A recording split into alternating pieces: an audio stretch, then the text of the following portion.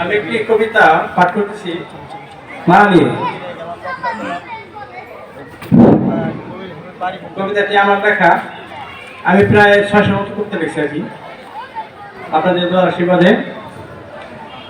মা কথাটি শব্দ যদি ডাকি সবে মা, চিহ্নময় মা ডাকছে মধুর সুর মা।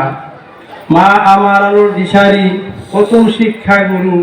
মায়ের হাতে প্রথম খড়ি পড়া করেছি শুরু।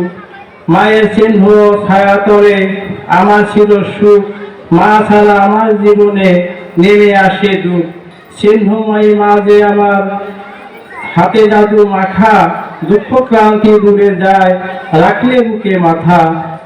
আদর করে মা জননী রাখত যখন একটু হাসতো, আকাশেরই চন্দ্র তারা স্মরণে রূপগাত। জীবন মরণ সন্ধিক্ষণে পেয়েছে প্রসাদ যন্ত্রণা। মা ছিল এই দুনিয়া আমার মনে সান্ত্বনা। ক্ষমা করো দিও দয়াময়, যত গুণা আছে গুণা হইতে ক্ষমা বড়।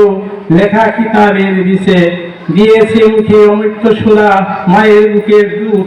মা মরণকালে ভাঙে আমার হৃদয় বুক। 10 মাস 10 দিন মায়ের ঘরে স্থান রেখে গেলে এই দুনিয়ায় হইলে কবরে প্রস্থান। প্রভু ডাকে মা জননী হয়েছে কবরবাসী, হাত তুলে ধরেছি প্রভু কবরের কাছে আসি। ক্ষমা করে দিও দয়াময়, যত গুণা আছে গুণা হতে ক্ষমা বড়। লেখা কিতাবের বিষে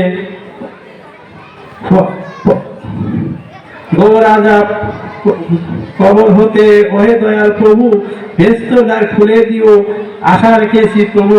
সাগর সগিরা কবিরা গুণা যত পাপ আছে ক্ষমা করে দাও প্রভু, বেঁচে থাম দিয়ে। ধন্যবাদ।